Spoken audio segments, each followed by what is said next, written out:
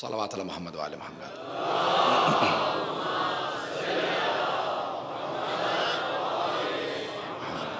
وعجل فرجہ. عزیزان گرامی، جناب امیر علیہ السلام کی نہج البلاغہ، جس کو کوئی بھی پڑھنے کے بعد گواہی دے گا کہ علی اللہ کے ولی ہیں،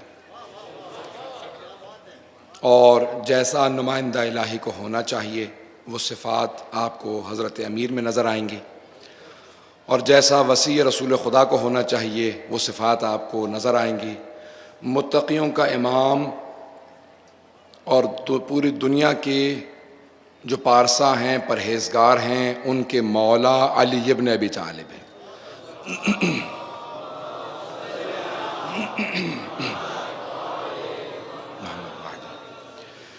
مولا نے نہج البلاغہ میں بے انتہا اپنے علم کا سمندر پوری دنیا کو دکھایا ہے، لیکن یہ کچھ بھی نہیں ہے. یہ نہج البلاغہ بہت کچھ ہے ہمارے لحاظ سے، لیکن مولا کے فضائل کے لحاظ سے کچھ نہیں ہے. مولا اس سے بھی بہت بالا تر ہے، مولا اس سے بہت زیادہ باعظمت ہے.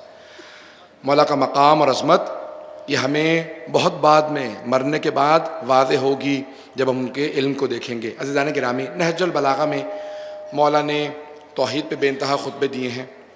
میں نے جو آج فرمان انتخاب کیا ہے، مولا نے اس میں تمام مؤمنوں کو دعوت دی ہے کہ کس طرح سے اپنے گناہوں سے دور رہیں اور نیک کام کریں. نیک کام کس طرح سے خدا سے قریب کرتے ہیں. اور مولا نے اس فرمان میں یہ سمجھایا کہ اللہ سبحانہ و تعالیٰ انسانوں کی پردہ پوشی کرتا ہے. اتنی پردہ پوشی کرتا ہے، اتنی پردہ پوشی کرتا ہے کہ انسان یہ سوچنے لگتا ہے کہ میرے گناہ معاف ہو چکے ہیں، لیکن پروردگار انسانوں کے گناہوں کی پردہ پوشی کر رہا ہوتا ہے. وہ ستار العیوب ہے. اور مولا نے اس فرمان کے اندر الحذر الحذر فواللہ قد ستر، مولا فرماتے ہیں آگاہ رہنا، آگاہ رہنا، خدا کی قسم وہ اللہ اتنی پردہ پوشی کرتا ہے کہ حتیٰ یہاں تک کہ ہر انسان یہ سوچنے لگتا ہے کہ قد غفر، اس نے ہماری مغفرت کر دی ہے، اس نے ہمیں معاف کر دیا. میری آواز زیادہ اذیت تو نہیں کر رہی ہے؟ عزیزان گرامی، 5 سے 7 منٹ لگیں گے، میری آواز آہستہ آہستہ آئے گی جب میں بولوں گا.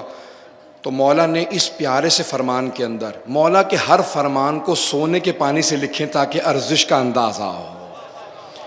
اتنے گہرے فرمان ہیں کہ اگر اس کو جب تک سونے اور چاندی کے فرمان سے لکھا نہ جائے کسی کو اندازہ نہیں ہو سکتا کہ مولا نے کیا فرمایا.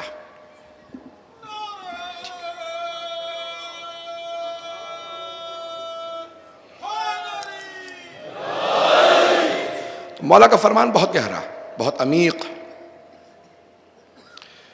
آئیں ذرا اس فرمان کی تھوڑی سی تشریح کرتا ہوں. مولا فرماتے ہیں اللہ ستار العیوب ہے، ہر عیب پہ پردہ ڈال دیتا ہے، گناہوں کو چھپاتا ہے. کہ جتنے گناہ چھپ کے بھی کرتے ہو اللہ ان کو چھپا دیتا ہے. کہ اگر لوگوں کو تمہارے گناہ معلوم ہو جائیں تو کوئی انسان دوسرے کی شکل دیکھنا گوارا نہ کرے. کہ اور دیکھو جس کا کھا رہے ہو، جس کی حکومت میں ہو، جس کی بارگاہ میں ہو، اسی کا رزق کھاتے ہو، اس کے سامنے گناہ کر رہے ہوتے ہو، پھر بھی تمہارے عیبوں پہ پردے ڈالتا رہتا. کہ تمام گناہوں کو چھپاتا ہے، کہ وہ اتنا کریم ہے، ہر عیب پہ پردہ ڈال دیتا ہے، کسی کو بتاتا نہیں ہے اس نے یہ گناہ کر رکھا ہے. کہ یہ جو ملائکہ ہماری فضا کے اندر ہوتے ہیں بعض اوقات اذیت محسوس کرتے ہیں کہ پروردگارہ یہ کتنا گنہگار بندہ ہے، اس نے گناہ کیا.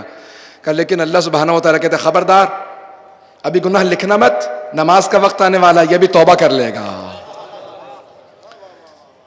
وہ فوراً کہتے ہیں کہ پروردگارہ نماز کا وقت گزر گیا، اس نے تو نماز بھی نہیں پڑھی، توبہ تو کچھ دور کی بات. کہتا نہیں، ابھی ایک اور نماز آنے والی ہے، یہ میرا بندہ ہے. کہ وہ اتنا رحمان و رحیم ہے، فرشتے کہتے رہتے ہیں پروردگارہ گناہ لکھ لوں، وہ کہتا رہتا ہے خبردار ابھی نہ لکھنا، رات آنے والی ہے، ابھی آرام تھوڑا کر رہا ہے، یہ رات سے پہلے توبہ کر کے سوئے گا. کہ جب وہ رات کو پھر بھی توبہ نہیں کرتا تو اللہ کہتا ہے نہیں، ابھی صبح اٹھ کے توبہ کر لے گا. وہ گناہوں کو رکواتا رہتا ہے. ایک ایسا وقت آتا ہے کہتا ہے لکھ لو. کہا تم نے غور نہیں کیا وہ پروردگار کتنا رحمان ہے، ملائکہ کو روکتا رہتا ہے اپنے گنہگار بندے کی محبت میں.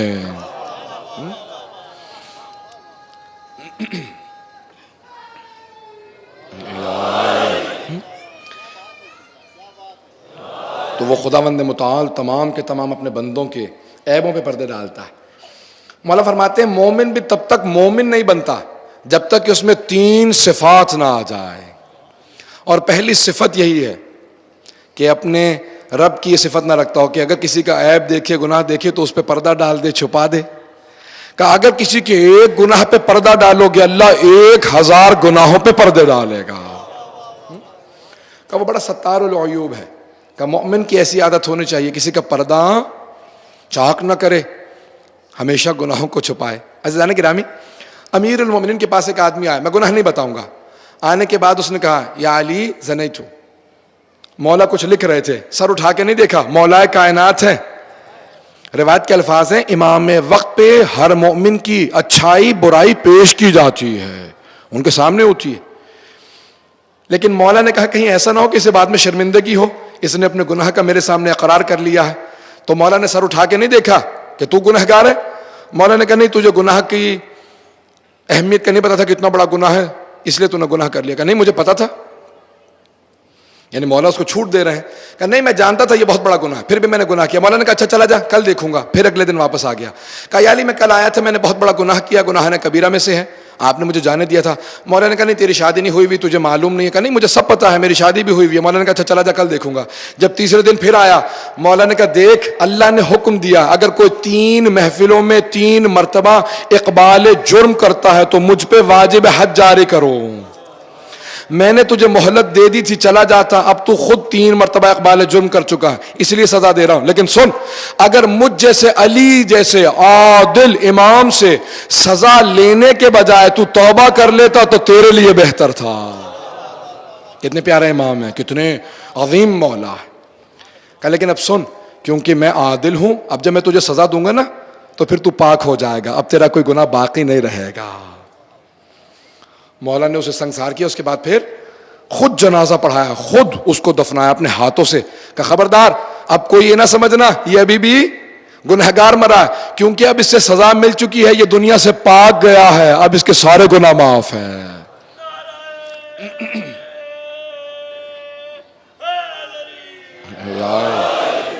توجہ ہے مجھ میں کہ میرے ساتھ؟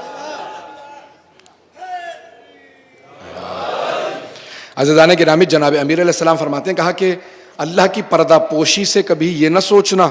بعض اوقات انسان بہت بڑے بڑے گناہ کرتا ہے، سوچتا ہے اللہ نے کبھی کسی کو بتایا نہیں، اور بعض اوقات چھوٹا سا گناہ کرتا ہے اور وہ گناہ آشکار ہو جاتا ہے۔ کہتے ہیں اللہ نے حد رکھی ہوئی ہے کہ 70 تک، مثال کے طور پہ 70 تک میں پردہ پوشی کروں گا، جیسے ہی 71واں گناہ ہوگا تو پردہ چاک ہو جائے گا۔ کہ دیکھو وہ نوبت نہ آنے دینا کہ پردہ چاک ہو جائے، اس سے پہلے توبہ کر لینا۔ بڑا پیارا انداز ہے مولا کا۔ مولا فرماتے ہیں مختلف گناہ ہیں جن کی وجہ سے اللہ سے دور ہوتے ہو، اہل بیت سے دور ہو جاتے ہو۔ بعض اوقات خدا نہ خاصا شک آنے لگتا ہے نا عظمت اہل بیت پہ، ولایت اہل بیت پہ، کہ خبردار یہ گناہوں کا نتیجہ ہے، کیونکہ ہم پاک ہیں، ہمارے قریب ہونے کے لیے پاکیزگی شرط ہے۔ کردار پاکیزہ بناؤ، فکر کو پاکیزہ بناؤ، جتنے پاک ہوتے چلے جاؤ گے اتنے ہم سے قریب ہوتے چلے جاؤ۔ بہت باعظمت ہے اہل بیت۔ مولا فرماتے ہیں مجھے تعجب اس آدمی پہ ہوتا ہے کہ جس کی اکائیاں اس کی دہائیوں سے بڑھتی چلی جاتی ہیں۔ غور کیجئے گا، قرآن میں آیا کہ من جاء بالحسنۃ فلہ عشر امثالھا، جو بھی کوئی نیکی کرتا ہے نا تو اس کو ہر نیکی کے عوض 10 نیکیاں لکھی جاتی ہیں، لیکن جب گناہ کرتا ہے تو 1 گناہ لکھا جاتا ہے۔ مولا فرماتے ہیں 1 گناہ لکھا جاتا ہے گناہ کرنے کے بعد، لیکن نیکیاں 10-10۔ کہ مجھے تعجب ان پہ ہوتا ہے جن کے 1-1 گناہ بڑھتے ہوئے 10-10 نیکیوں سے آگے نکل جاتے ہیں۔ کہ اللہ اتنا رحمان ہے، وہ 1-1 نیکی کے بدلے 10-10 لکھ رہا ہے۔ کہ نیکیوں کو بڑھنے دو، گناہوں کو روکو۔ آئیں ذرا، میں سخت جملے نہیں کہنا چاہتا، بات تو آگے بڑھاؤں گا اور ترغیب دلانا چاہتا ہوں نیکی کی۔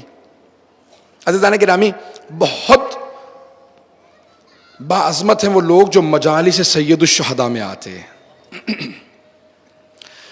کیوں؟ ان مجالس میں جب آپ گھر سے نیت کر کے چلتے ہیں نا، جیسے نکلنے لگے ہیں کہاں جا رہا ہوں میں مجلس میں جا رہا ہوں، تو جیسے ہی آپ نیت کرتے ہیں آپ کے نامہ اعمال میں نیکیاں لکھی جانا شروع ہو جاتی ہے، ہر قدم پہ حسنات لکھے جا رہے ہوتے ہیں. جب فرش عذاب پہ آ کے بیٹھتے ہیں حسنات ہوتے ہیں، آنسو بہاتے ہیں حسنات ہوتے ہیں. عزیزان گرامی، جناب حبیب کو کسی بہت بڑے مجتہد نے خواب میں دیکھا، کہا آپ کا مقام ایسا ہے کہ گنج شہداء میں سارے شہداء ایک طرف ہیں، لیکن آپ کا روضہ اکیلا ایک طرف ہے. سارے شہداء جناب سید الشہداء کے پائنتی کی طرف ہیں اور یہ سامنے مولا کی بارگاہ کے اندر دائیں طرف ہیں. کہا آپ اکیلے ایک طرف دفن ہیں، کوئی حسرت ہے؟ پتہ نہیں توجہ ہے یا نہیں. کہا اتنی اللہ نے آپ کو عظمت نصیب کی کہ حسین ابن علی کی بارگاہ میں اکیلے قبر ہے آپ کی، اب تو کوئی حسرت نہیں ہونی چاہیے. کہا نہیں ایک حسرت ہے. کہا آپ کو حسرت ہے؟ کہا ایک حسرت ہے، حسین ابن علی کی مجلس میں جانے کی حسرت ہے. کہا اگر اندازہ ہو جائے نا تمہیں کہ کتنا ثواب ہے تو سب سے پہلے آؤ، سب سے آخر میں جاؤ. کہ مجلس میں لوگوں کے جمع ہونے سے پہلے ملائکہ آ جاتے ہیں، جب تک آخری عزادار نہیں جاتا تب تک بیٹھے رہتے ہیں، کہتے ہیں پروردگارا یہ حسین کے عزادار ہیں. اور وہ ملائکہ جنہیں ابھی یہاں پہ نہیں آئے ہوتے وہ کہتے ہیں کیا لے کے آئے ہو تبرک کے اندر؟ آپ اور میں تو تبرک میں کھانا یا کوئی تبرک لے جاتے ہیں نا، پانی لے کے جاتے ہیں، کوئی سبیل سے کچھ لے جاتے ہیں. کیوں؟ یہ تبرک کسے کہا جاتا ہے؟ اور کوئی لفظ نہ کہیے گا، تبرک. مولا نے اس کو تبرک کہا، اس لیے تبرک کہیں. تبرک یعنی جس میں برکت ہو، بیماری کی شفا ہو، جہالت سے دوری ہو، نفاق سے دوری ہو. یہ تبرک کھا کھا کے ایمان بھی آتا ہے، علم بھی آتا ہے.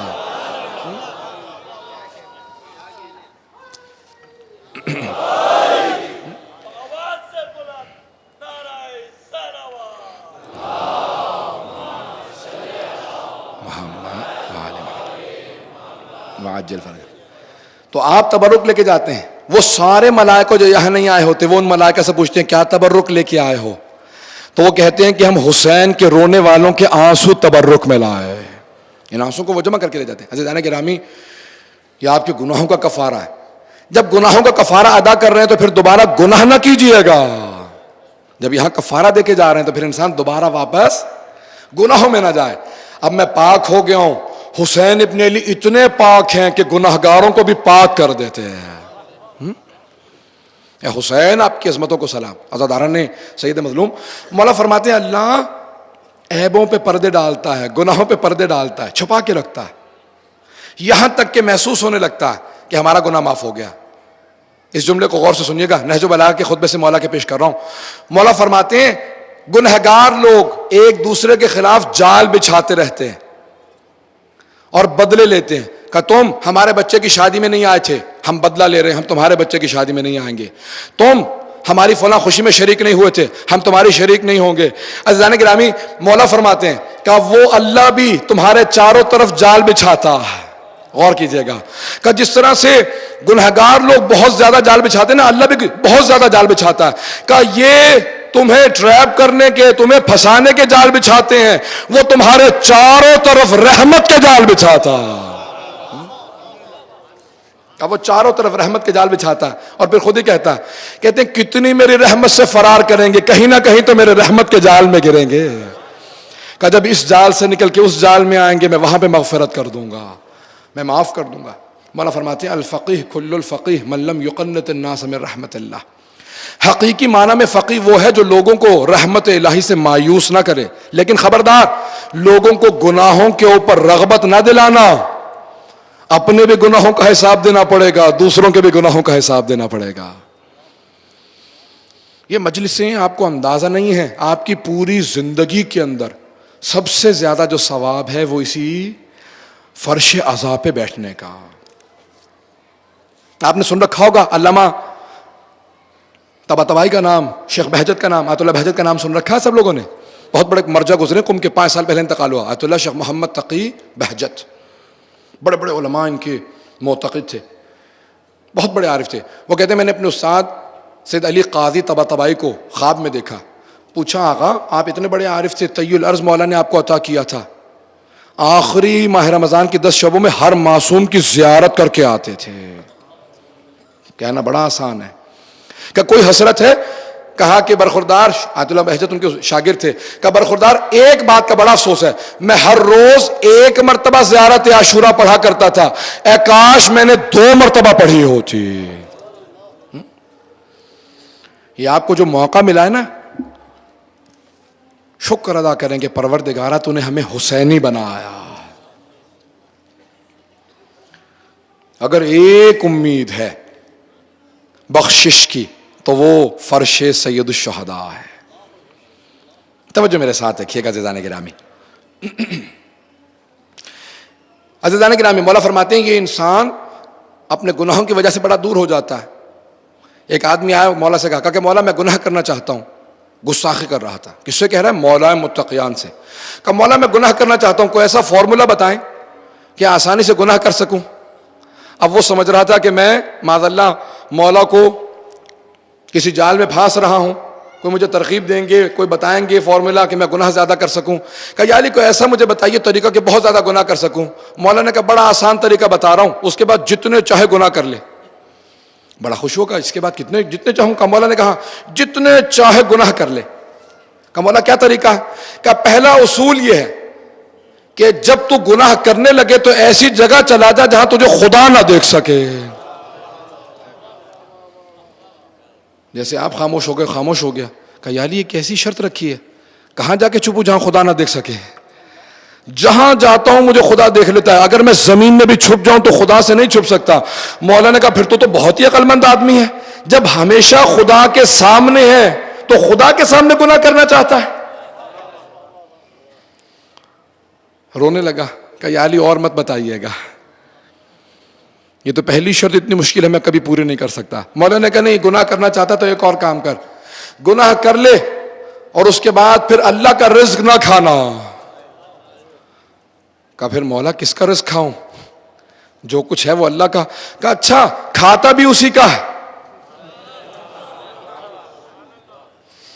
گناہ بھی اسی کی کرتا ہے، معصیت بھی اس کی کرتا ہے، عجیب بندہ ہے۔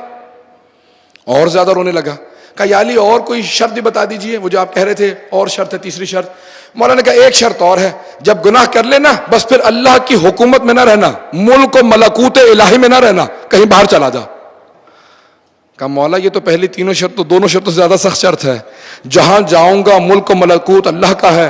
مولا نے کہا رہتا بھی اس کی حکومت میں ہے، کھاتا بھی اسی کا ہے، اسی کے سامنے ہے، پھر بھی اس کے گناہ کرتا۔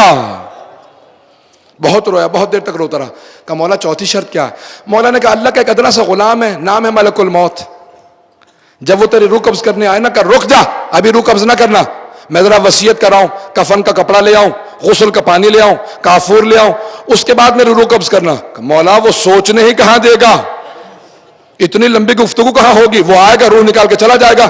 مولا نے کہا اللہ کے ایک ادنا سے غلام کے سامنے تیری چلتی نہیں، اس کے گناہ کرتا ہے۔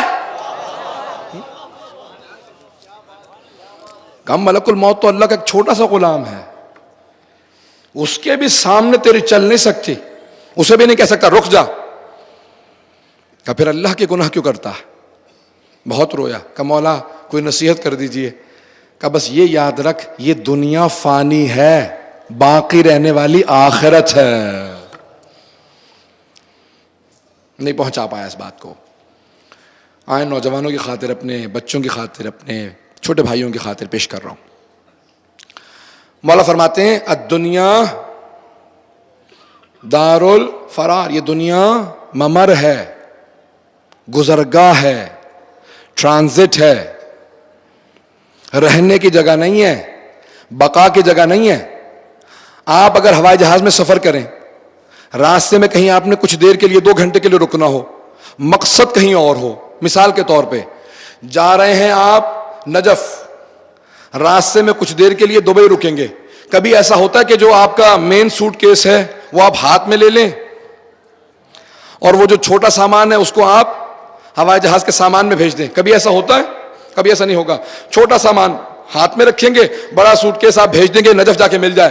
مولا فرماتے ہیں مقصد آخرت ہے، لوگوں نے دنیا کو مقصد بنا لیا، اصل سامان یہاں رکھ رہے ہیں، آخرت کے لیے کچھ بھیج نہیں رہے۔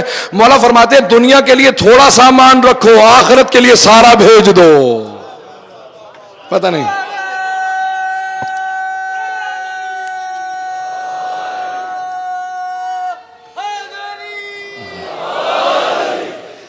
اب یہ مجمع اتنا زیادہ ہوتا ہے کہ جب نعرے مختلف جگہوں سے لگتے ہیں تو آوازیں مولا سلامت رکھیں. جناب سیدہ کا سایہ آپ کے سروں پہ قائم و دائم رہے, ہمیشہ بی بی کے سائے میں رہیں. جہاں تک عزادار ہیں جناب سیدہ کا سایہ سب پہ قائم رہے. پروردگارن عزاداروں کی حفاظت فرما, میری ماں بہنوں کی بیٹیوں کی حفاظت فرما. تو عزاداران سید مظلوم مولا فرماتے ہیں یہ دیکھو بنے آخرت کے لیے ہو, دنیا سے دل نہ لگا لینا. کچھ چیزیں انسان کو بچوں سے سیکھ لینی چاہیے. کہ بچے کیا کرتے ہیں؟ بچے ہمیشہ زمین پہ بیٹھتے ہیں. عزاداری میں ہم لوگ سب فرش عزا پہ آتے ہیں. ماں باپ کہتے ہیں خبردار نیچے مت بیٹھنا, نئے کپڑے پہنے ہیں, لیکن بچے پھر بھی آ کے زمین پہ بیٹھ جاتے ہیں. مولا فرماتے ہیں زمین پہ بیٹھنا بچوں سے سیکھ لو.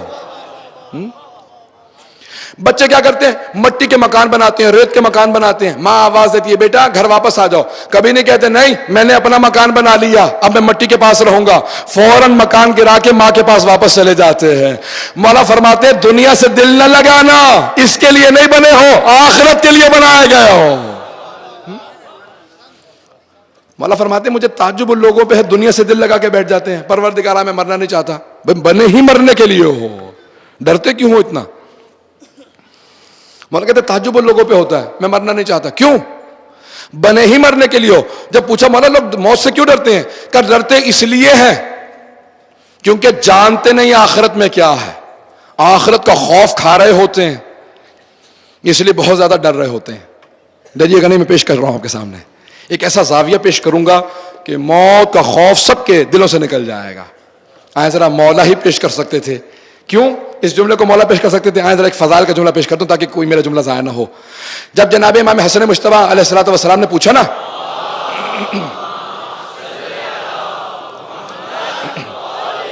محمد وعجل,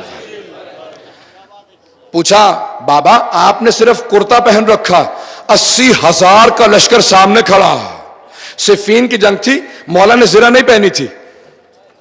زرہ پہنتے تھے تو تیر تلوار کا وار رک جاتا, نیزہ اور تیر سینے میں نہیں جاتا کیونکہ زرہ لوہے کی ہوتی ہے. تو مولا ہمیشہ صرف سامنے زرہ پہنتے تھے, پشت پہ نہیں پہنتے تھے. پتہ نہیں توجہ ہے یا نہیں. کسی نے پوچھا تھا نا مولا سے کہ مولا یہ ہمیشہ آپ سامنے زرہ پہنتے ہیں پشت پہ کیوں نہیں پہنتے؟ کہا کہ مالک پشت پہ زرہ وہ پہنے جو دشمن کو پشت دکھائے گا. کہا جب میں نے بھاگنا نہیں تو پشت پہ زرہ کیوں پہنوں؟ کہ میرا سینہ سامنے رہے گا. تو امام حسن مجتبی کہ بابا آپ کے سارے چاہنے والے کہہ رہے ہیں کہ آپ بغیر زرہ کے جنگ کر رہے ہیں, 80,000 کا لشکر سامنے کھڑا رہا, آپ اکیلے سب سے اکیلے آگے سامنے کھڑے ہیں, صرف کرتے کے اندر زرہ بھی نہیں پہنی, سامنے بھی زرہ نہیں پہنی. کہا کہ اے بیٹا حسن میرے سارے شیعوں کو بتا دو ابو طالب کے بیٹے کو پرواہ نہیں کہ موت اس پہ آ پڑے یا وہ موت پہ جا پڑے.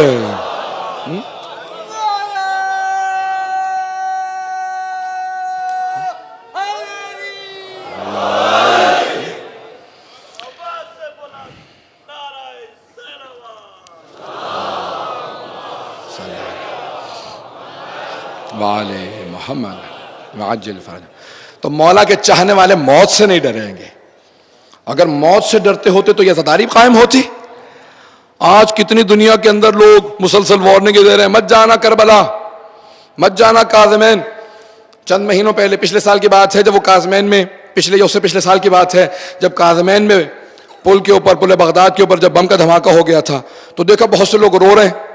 تو پوچھنے لگے ان سے بھی کیا بات ہے آپ رو رہے ہیں, کوئی شہید ہو گیا؟ کہ نہیں. کوئی آپ کا جاننے والا دوست؟ نہیں. پھر بیٹا کیوں اتنا رو رہے ہو؟ کہ اتنے لوگ شہید ہوئے, مولا نے مجھے شہادت کے لیے نہیں چنا, میں اس لیے رو رہا ہوں, مجھ سے کوئی کوتاہی ہو گئی ہے. اتنا جذبہ ہوتا ہے علی کا ماننے والا موت سے نہیں ڈرتا. عزیزان گرامی جناب امیر علیہ السلام نے پیغام ایسا دیا ہے. میں ایک جملہ اچانک یہ 2 مصرے ذہن میں آئے ہیں, یہ پیش کرنا چاہتا ہوں. ڈرتے نہیں ہیں موت سے, ڈرتی ہے ہم سے موت. ڈرتے نہیں ہیں موت سے, ڈرتی ہے ہم سے موت. ہم لوگ کربلا سے کفن لے کے آتے ہیں.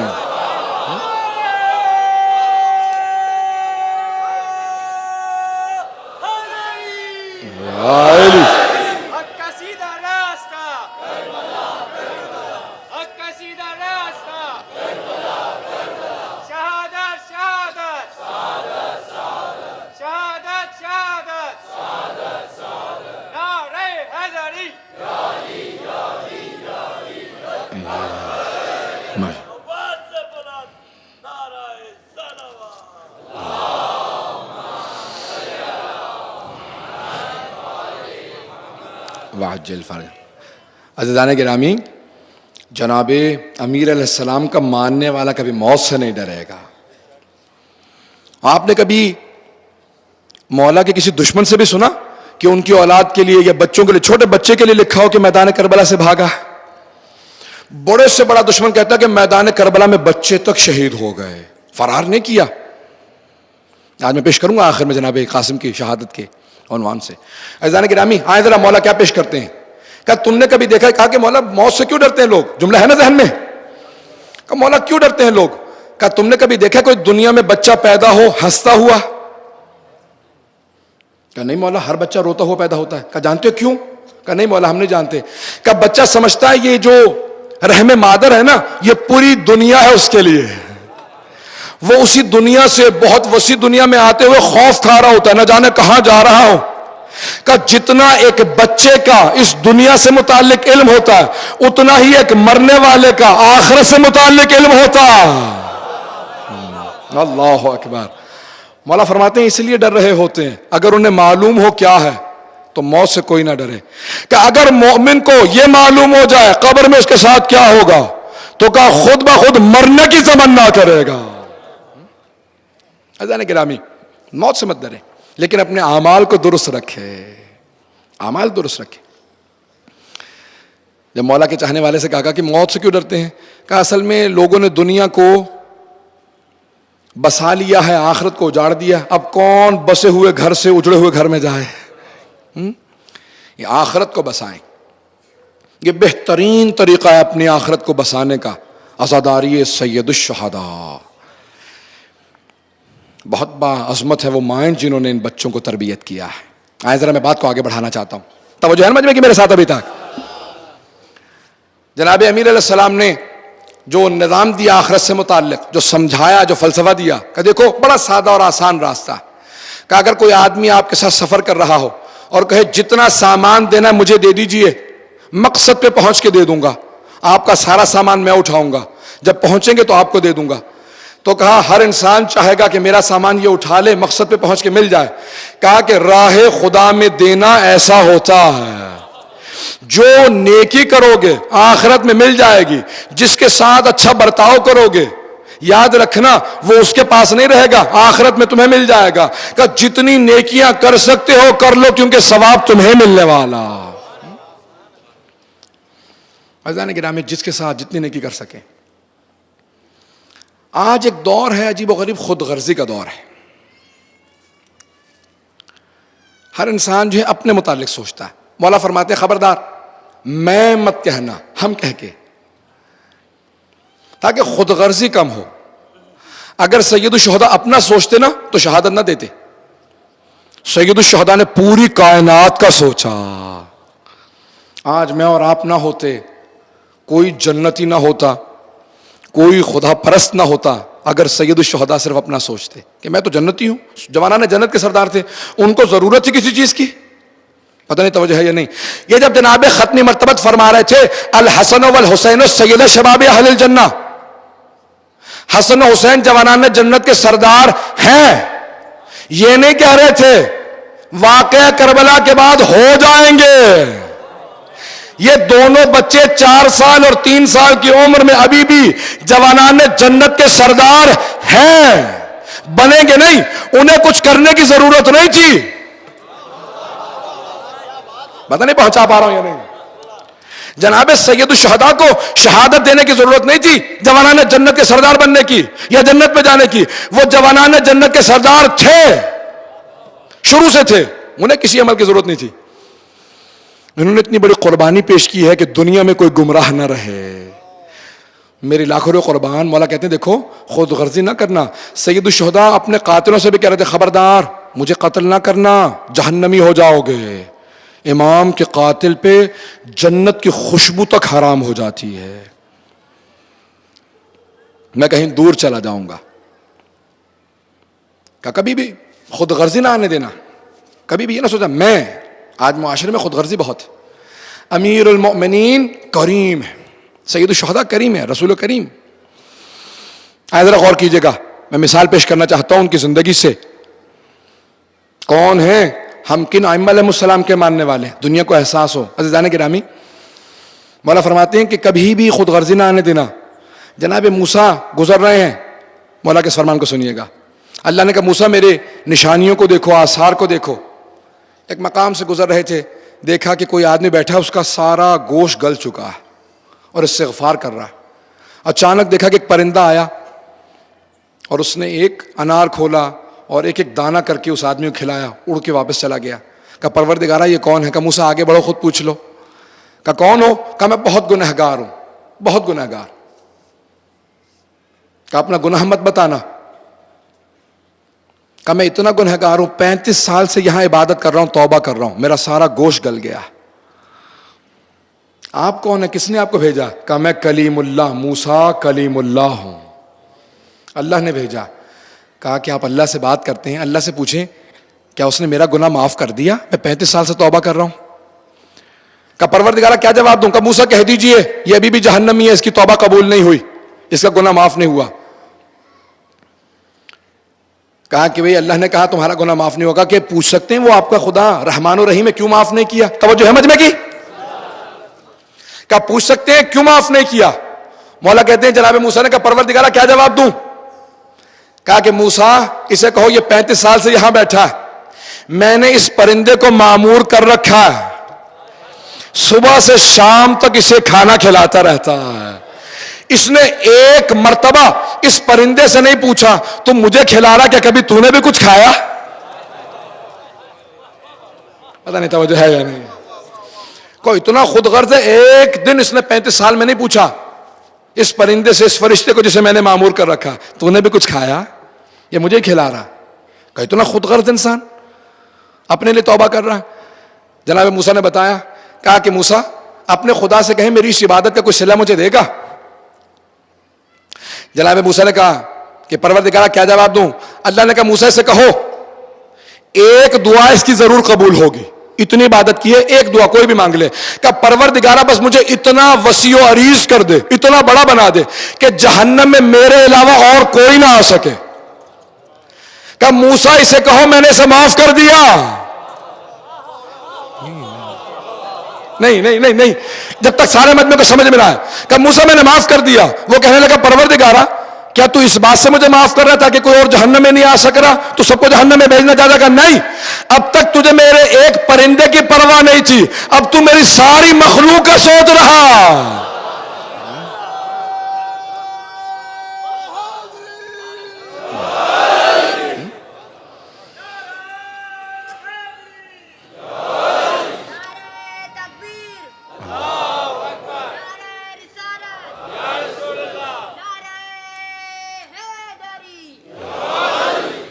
اذان گرامی زیادہ وقت نہیں ہے، 10 سے 15 منٹ کی زحمت دوں گا آپ کو، اس کے بعد مصائب کی طرف آؤں گا. مولا نے کس انداز سے پیش کیا کہ جناب امیر پیش کرتے ہیں. کہا کہ یاد رکھو جب تک خود غرض رہو گے، اپنا سوچو گے، کبھی بھی اللہ کی مغفرت کی توقع نہ رکھنا. کہا اللہ رحمان و رحیم ہے، جب اس کے بندوں کا سوچو گے وہ تمہارا سوچے گا. اب نہج البلاغہ میں مولا فرماتے ہیں کہ اگر رزق تنگ ہو جائے، زندگی میں پریشانیاں ہوں، صحت اچھی نہ ہو، تو یاد رکھو ہر چیز کا، مولا نے بے انتہا مصائب گنوایا کہ ہر چیز کا ایک علاج ہے، وہ ہے صدقہ.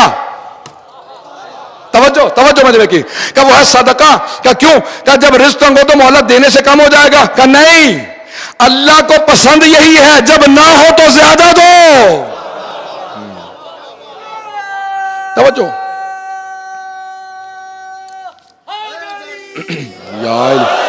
مولا فرماتے ہیں اللہم صلی علی محمد. ہم سوچتے ہیں جب ہمارے پاس دولت ہوگی تو صدقہ دیں گے، صحت ہوگی تو کوئی نیکی کریں گے، نماز روزے تو تب کروں گا جب میری صحت اچھی ہو جائے گی، جب پیسہ ہوگا کربلا زیارت پہ جاؤں گا. مولا کہتے ہیں خبردار، جب تنگی ہو تو ضرور جانا، تنگیاں دور ہوں گی. لیکن ہمارا سوچنے کا انداز اور ہے. مولا کہتے ہیں خبردار، تصدق ترزق، راہ خدا میں صدقہ دو، رزق نازل کروا لو. توجہ توجہ, راہ خدا میں صدقہ دو, رزق نازل کروا لو. مولا کا ماننے والا کس طرح سے مانگ رہا تھا؟ دیکھا کہ کہیں پہ کوئی فقیر ہو, کوئی دعا مانگ رہا ہو, تو دیکھا کہ آدمی بیٹھا بار بار کہہ رہا پروردگارا کھانے کو دے دے, فوراً آگے بڑھا, اس کے ہاتھ میں پیسے رکھے, کہا جا کے کھانا کھا لے. کہا پروردگارا تیرے ایک سائل کی مراد کو پورا کیا ہے, اب تیری توجہ میری طرف ہو. انداز مولا نے کیسا سکھایا. کہا خود غرضی سے کیسے مانگتے ہو؟ دعا مانگنے بھی جاؤ تو صدقہ نکال کے جاؤ, دعا رد نہیں ہوگی. صحت کے لیے چاہو تو صدقہ نکالو, پریشانی آئے تو صدقہ نکالو. مولا نے عجیب و غریب فلسفہ دیا کہ رزق میں تنگی ہو تو صدقہ نکالو. کہ مولا جب پہلے تنگی ہے تو کہاں سے؟ مولا نے کہا جب راہ خدا میں کچھ دو گے تو مانگنے کے قابل بنو گے.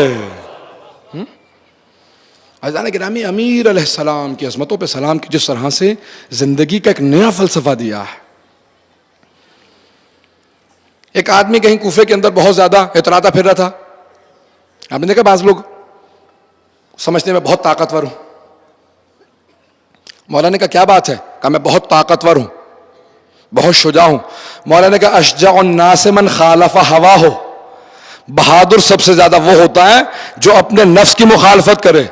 لوگوں پہ طاقت کا اظہار نہ کر, جو سب سے زیادہ جھکنے والا ہوتا ہے اللہ سب سے زیادہ عزت اسے دیتا. عزیزان گرامی, ہماری نگاہوں میں ان تمام اصطلاحات کا فلسفہ کچھ اور ہے, مولا کی نگاہوں میں کچھ اور ہے. آئیں ذرا میں پیش کرنا چاہ رہا ہوں کہ مولا کی نگاہوں میں کیا. سننا پسند کریں گے عزیزان گرامی؟ جب گیا نا کوئی مولا کی بارگاہ کے اندر, کہ مولا یہ سارے نوجوان جاننا چاہتے ہیں سب سے زیادہ طاقتور کون ہے. پتھر اٹھا رہے تھے. پرانے زمانے میں وزن اٹھانے کا طریقہ یہی تھا, چٹانیں ہوتی تھی, پتھر, جو سب سے بڑا پتھر اٹھائے گا وہ سب سے زیادہ طاقتور ہے. مولا نے کہا اگر میں فیصلہ کر دوں مان لو گے؟ کہ مولا آپ کا فیصلہ ہم نہیں مانیں گے, ہم آپ کے ماننے والے ہیں. مولا نے کہا دیکھو تم میں سب سے زیادہ طاقتور وہ ہے کہ جب حکومت میں آئے یا کسی عہدے پہ آئے تو اپنے حق سے زیادہ نہ لے. پتہ نہیں بات کے پہنچا پایا ہو یا نہیں.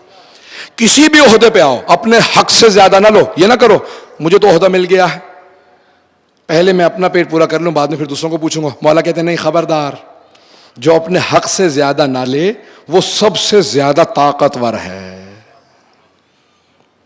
نوجوانوں کے لیے ایک جملہ پیش کر رہا ہوں.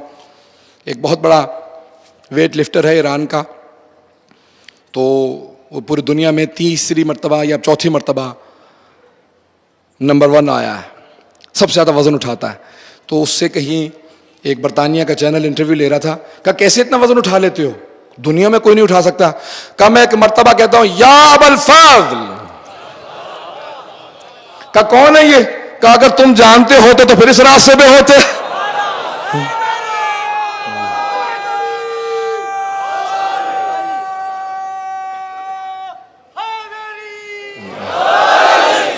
کب بڑے سے بڑا وزن آ جائے, کب بڑے سے بڑا وزن میرے سامنے جب رکھا ہوتا ہے, جس موقع پہ میں کہتا ہوں نا یا ابا الفضل, تو مجھے محسوس ہوتا ہے اس کا کوئی وزن نہیں ہے, آرام سے اٹھا لیتا ہوں. تو اس سے پوچھا کہ کوئی ایسا وزن جو نہ اٹھتا ہو؟ کہ وہ آدھا کلو کا جو میرا کمبل ہے نا, فجر کے وقت وہ اٹھانا بڑا مشکل ہوتا. پتہ نہیں بات تو جو ہے یا نہیں, نوجوانوں کے لیے پیش کر رہا ہوں. کہ وہ آدھا کلو کا جو کمبل لے کے سوتا ہوں میں, جب ایک مرتبہ فجر کا وقت آتا ہے نا, اٹھنا چاہتا ہوں تو محسوس ہوتا ہے یہ بہت وزنی ہے. تو کسی مجتہد نے کہا کہ اس وقت بھی دوبارہ کہا کرو یا ابا الفضل. عباس ابن علی کا وہاں پہ بھی نام پکارو, مشکل کشا کے مشکل کشا بیٹے. عزیزان کے نام میں پورا نظام بدل دیا اہل بیت نے. آئیں ذرا میں جملہ پیش کرنا چاہتا ہوں مولا کا. ہمارے نگاہوں میں فلسفہ کچھ اور ہے, طاقت کا فلسفہ, شجاعت کا فلسفہ, دولت کا فلسفہ کچھ اور ہے. یہ دولت والا. مولا نے کہا, جب کسی آدمی نے کہا نا مولا میں بڑا غریب ہوں, مولا نے کہا نہیں تو بہت امیر ہے. کہا نہیں یا علی میرے گھر میں تو کھانے کو کچھ نہیں ہے. کہا نہیں تو بہت امیر ہے. کہا میں آپ کی تکذیب نہیں کرنا چاہتا, آپ میرے مولا, میں غلام ہوں, لیکن واقعی میرے گھر میں کھانے کو کچھ نہیں ہے. مولا نے کہا پھر بھی تجھے سمجھ میں نہیں آ رہا, تو بہت امیر ہے. کہا مولا کیسے امیر ہوں؟ کہ اگر کوئی تجھے دولت دے, سونے جواہرات دے, کہ علی کی توہین کرو, علی کو چھوڑ دو, کیا مجھے چھوڑ دے گا؟ کہ مولا ساری کائنات چھوڑ دوں گا, آپ کو نہیں چھوڑ سکتا. کہ پھر تجھ سے زیادہ امیر کون ہوگا؟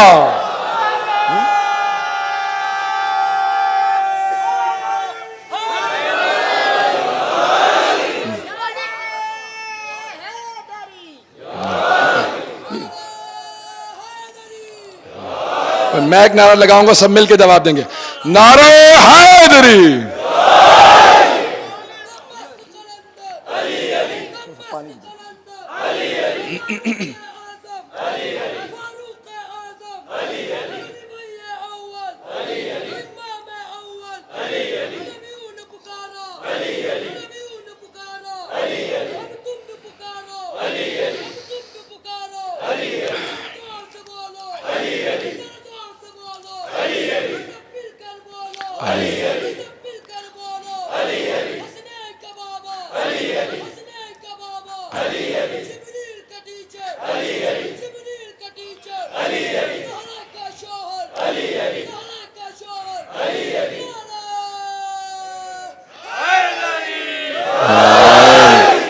ماشاءاللہ.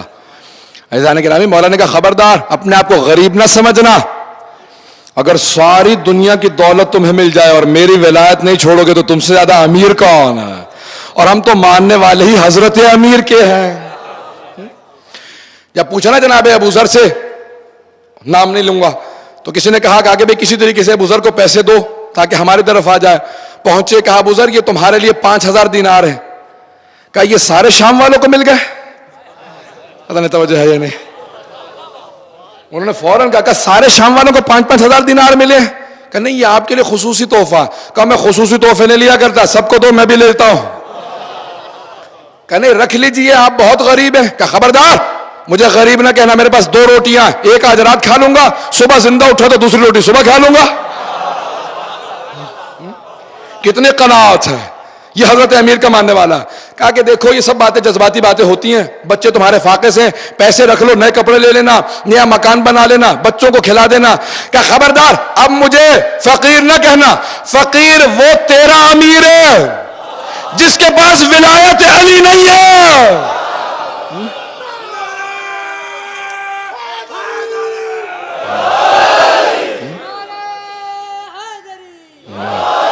توجہ ہے نا.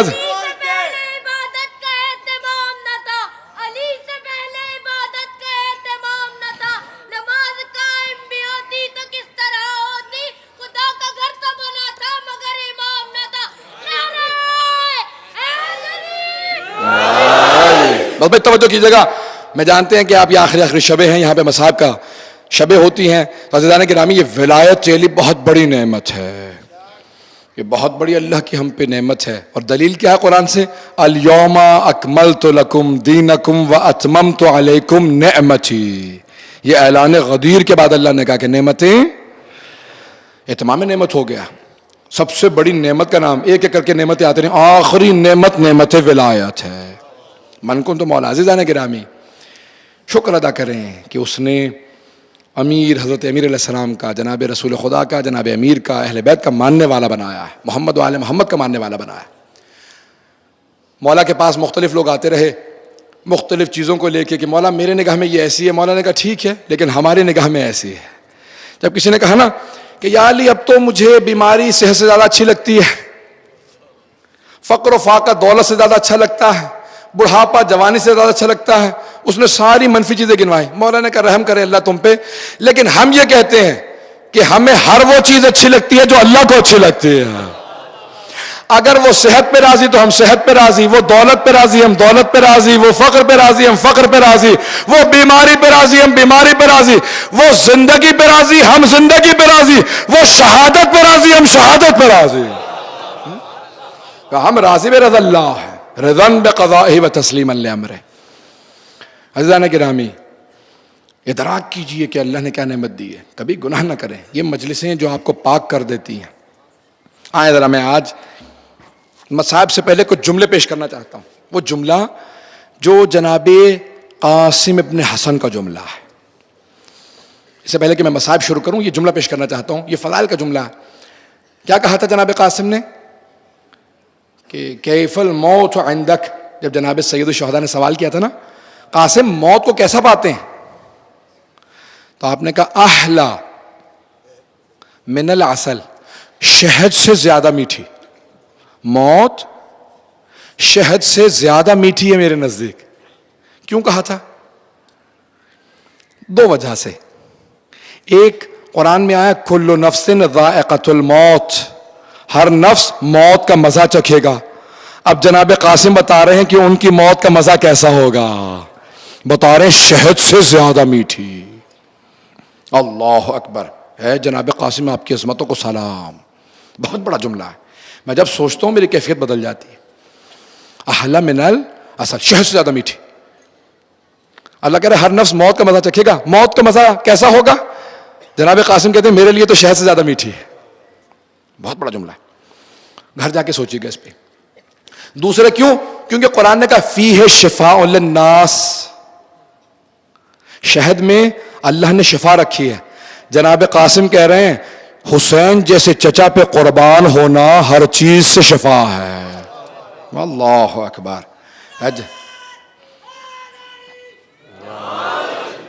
یہ جناب قاسم ابن حسن ہے, مظلوم باپ کے مظلوم بیٹے ہیں. آج جب زیارت برآمد ہوگی نا تو پرسہ دیں گے آپ. 4 ہستیوں کو پرسہ دیجئے گا. ہمیشہ میں نے پہلے دن سے کہا تھا ہمیشہ مجلس میں آئے تو جناب سیدہ کو سب کا پرسہ دیتے ہیں. آباد کس طرح یہ چمن فاطمی ہوا, کس کی نظر لگی کہ یہ گھر ماتمی ہوا.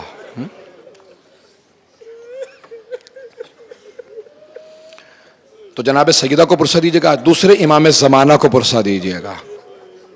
اور 2 اور ہستیوں کو, ایک امام حسن مجتبیٰ کو ان کے بیٹے کا, اور ایک جناب قاسم کی ماں کو.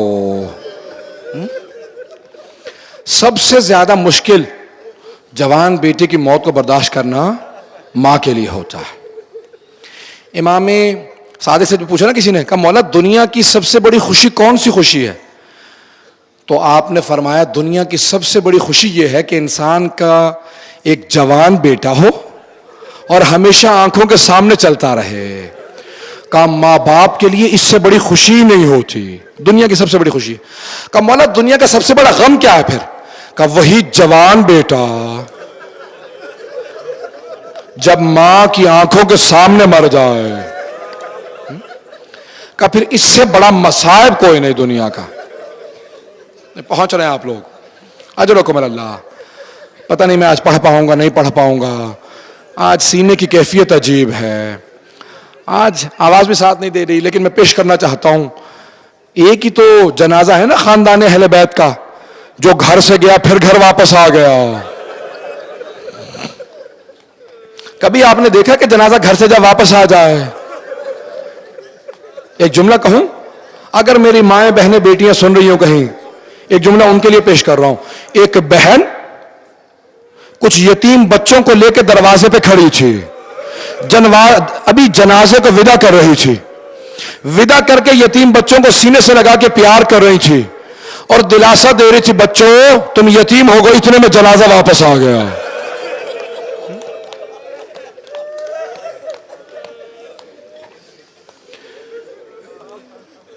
جب جناب امام حسن مجتبیٰ کو زہر دیا گیا نا تو امام کو جب قے آئی تو آپ کا جگر نکل آیا تھا, قے میں پورا آپ کا کلیجہ نکل آیا تھا. تشت منگوایا تھا تو تشت کے اندر کلیجہ نکل آیا. امام حسین سے کہا بھیا فوراً یہ تشت چھپا دو. کہا کیوں بھیا؟ امام حسین نے امام حسن سے پوچھا. جب کہا نا امام حسن نے یہ تشت چھپا دو, کہا کیوں بھیا؟ کہا ابھی میری بہنیں آ رہی ہیں, میری بہنیں برداشت نہیں کر سکیں گی جب دیکھیں گے نا کلیجہ نکل آیا میرا. پھر ایک مرتبہ کہا, اب سنیے گا میں ساری تمہید باندھ رہا ہوں, سنیے گا اگر سن سکیں برداشت کر سکیں.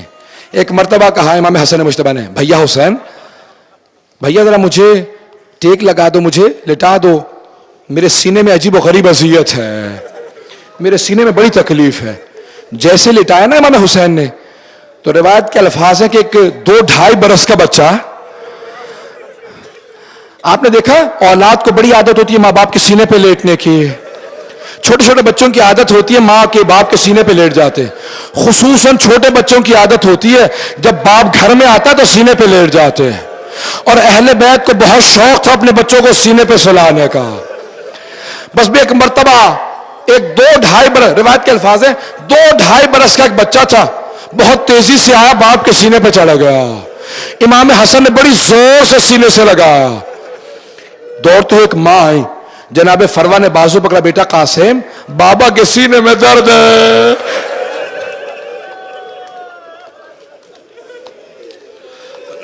اجرکم اللہ. قاسم بابا کے سینے میں درد ہے, بابا کے سینے سے اتر آؤ. امام حسن نے کہا فروا رہنے دو, میرے قاسم کو کچھ دیر میرے سینے پہ رہنے دو. یہ میں نے ساری تمہید باندھی ہے, وقت نکل گیا, سنیں گے اب, میں تھوڑا سا وقت زیادہ لوں گا آج. بس ایک مرتبہ بہت پیار کیا, پھر ایک وصیت کی, کہا ام فروا جب میرا بھائی کربلا جائے گا نا, میرے قاسم کو ضرور بھیجنا. اے ام فروا یہ میری وصیت ہے, میرے قاسم کو ضرور بھیجنا. پھر میری ایک اور وصیت ہے, جب میرے قاسم پہ بہت بڑے مصائب آئے نا اور حل نہ ملے تو میں ایک تعویذ لکھ رہا ہوں, میرے بیٹے کے بازو پہ باندھ دوں گا.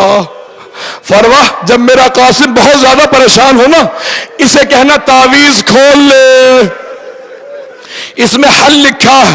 اجرکم اللہ. اولاد والے بیٹھے, خدا کسی کو جوان اولاد کی آزمائش میں نہ مبتلا کرے. بس میں ایک مرتبہ جناب سید الشہداء نے اعلان کیا میں کربلا جا رہا ہوں, میں عراق جا رہا ہوں. جناب فروا نے فوراً کہا قاسم تیار ہو جاؤ. اکیلا بھیجیں گی؟ نہیں, میں ساتھ جاؤں گی. ایک بیوہ ماں جناب امام حسن کی وصیت پہ عمل کرنے کے لیے کہا بیٹا میں ساتھ جاؤں گی. چلی. جب شب عاشور آئی نا, سید الشہداء نے ایک ایک مرتبہ سب شہداء کو ان کے نام بتانا شروع کیے. کہا کل عباس آپ شہید ہوں گے, علی اکبر آپ بھی شہید ہو جائیں گے, اور محمد آپ دونوں شہید ہوں گے. نام بتا رہے تھے, جناب قاسم کا نام نہیں آیا تھا ابھی. جناب سید الشہداء نہ جانے کس کا نام لے کے رکے. جناب قاسم ابھی چھوٹے تھے, 13 برس کے تھے, تڑپ کے کھڑے ہو گئے. کہا چچا جان کیا میرا نام فہرست میں نہیں ہے؟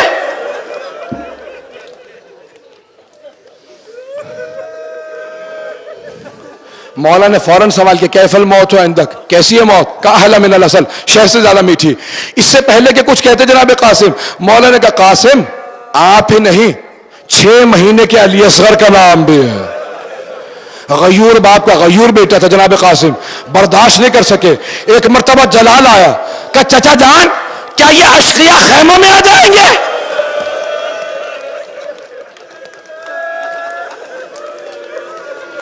کیا یہ خیموں میں آ جائیں گے؟ کہ نہیں بیٹا میں علی اصغر کو ہاتھوں میں لے کے جاؤں گا. جناب قاسم کی غیرت نے برداشت نہیں کیا کہ کہیں خیموں میں تو نہیں آ جائیں گے. میں رو کے ایک جملہ کو, یبن الحسن, اے حسن کے بیٹے, شام غریبوں میں جب خیموں کو آگ لگے گی, شمر نیزے سے پھپھیوں کی چادریں.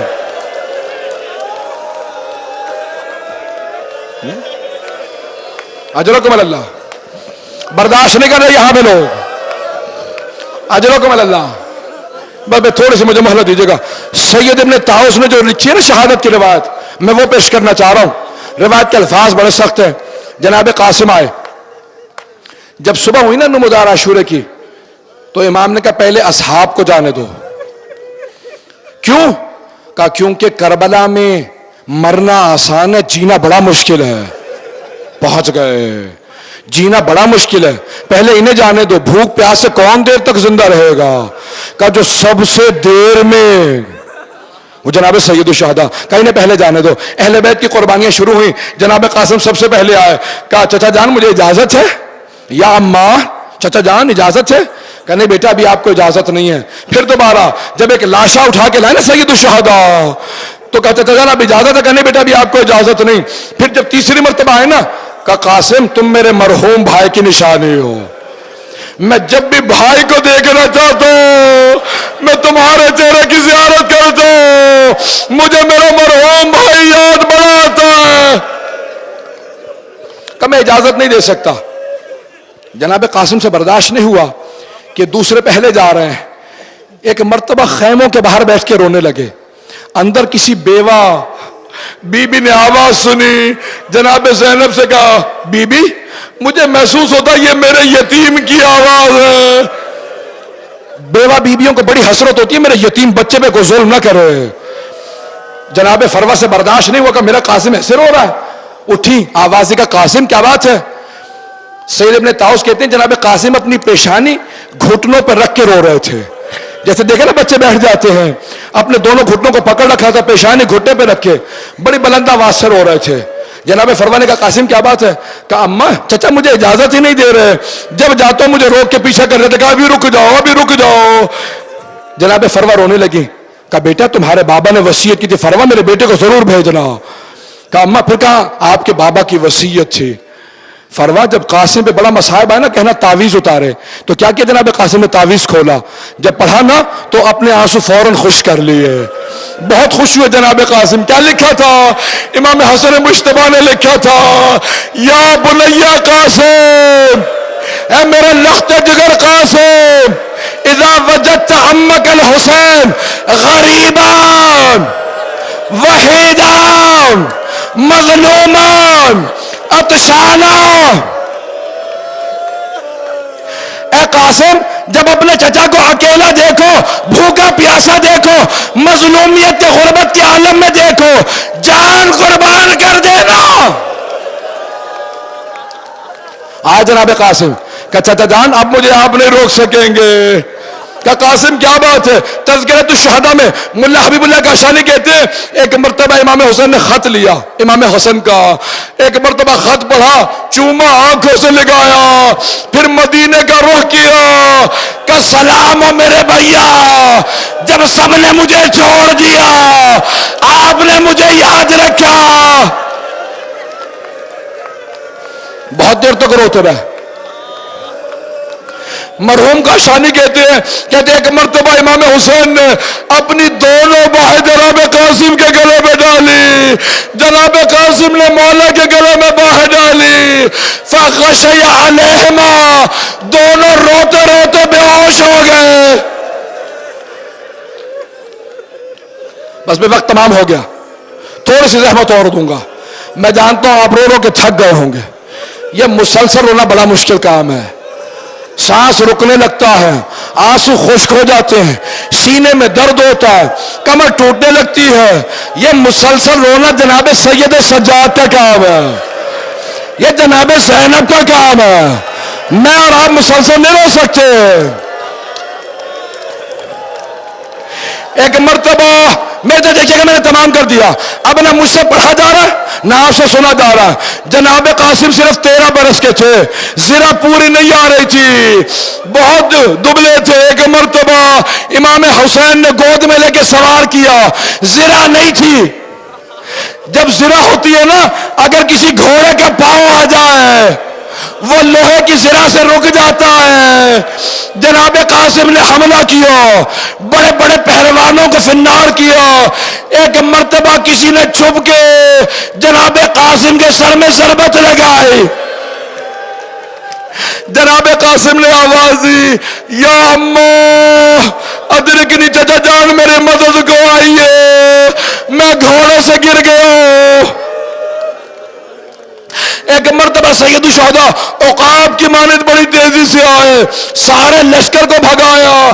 ایک مرتبہ جب سب دوڑنے لگے, گھوڑوں کو دوڑایا, جناب قاسم کا لاشا زمین پہ تڑپنے لگا.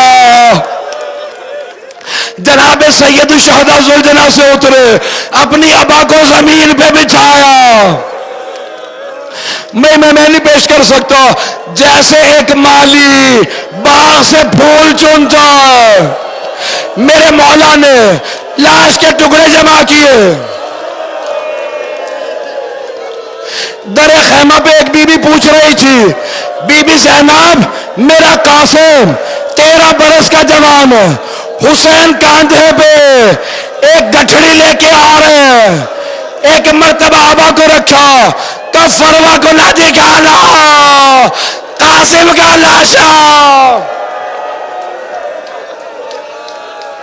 مادر حسین